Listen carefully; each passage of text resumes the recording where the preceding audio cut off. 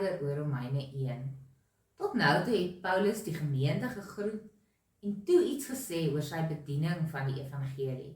En daarna begin hy om in reguit taal met hierdie gemeente te praat oor die samelewing waarbinne hulle leef. En in vers 29 tot 31 skryf Paulus oor die samelewing in Rome. Hulle doen baie verskillende verkeerde dinge. Hulle is sleg, hulle wil alles hê wat hulle sien en hulle doen graag slegte dinge. Hulle is jaloers, hulle maak ander mense dood, hulle stry met mekaar, hulle bedrieg mekaar en hulle hou daarvan om slegte dinge te doen. Hulle skinder, hulle sê slegte dinge van ander mense, hulle haat God, hulle is hoogmoedig, hulle dink hulle is baie goed en hulle hou daarvan om te spog. Hulle dink altyd aan nuwe slegte dinge om te doen. Hulle luister nie vir hulle ouers nie. Hulle doen dom dinge. 'n Mens kan nie hulle vertrou nie. Hulle is nie lief vir ander mense nie. Hulle is vir niemand jammer nie. Hulle weet dat God se wette sê, hy sal mense straf as hulle daardie verkeerde dinge doen. Hy sal hulle laat sterf. Maar hulle hou aan om die verkeerde dinge te doen. En hulle sê ook dit is goed wanneer ander mense daardie dinge doen.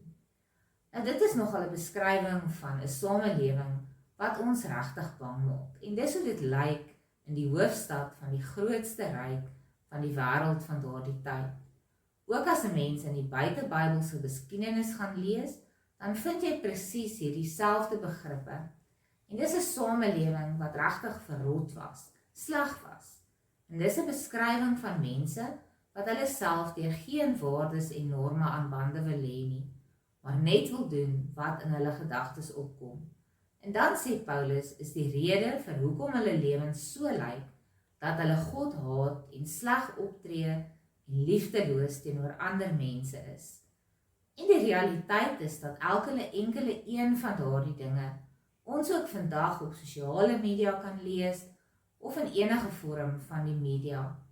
En dis hoe ons wêreld ook lyk, vol ongeregtigheid, slegheid, hebsug, gemeenheid, jaloerse mense, mense wat mekaar vermoor, bedrieg en kwaadwillig vir mekaar sleg is. Mense praat kwaad en hulle is verwaand.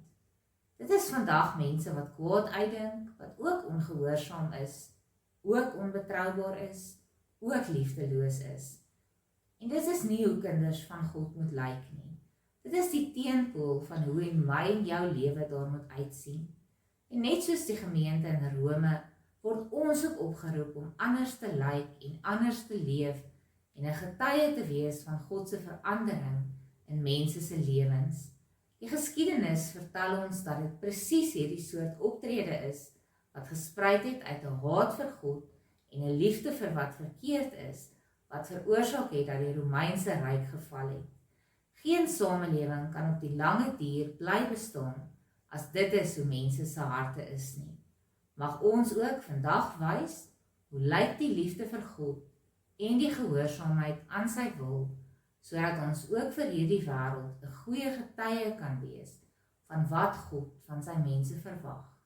Volgende keer lees ons verder in Romeine.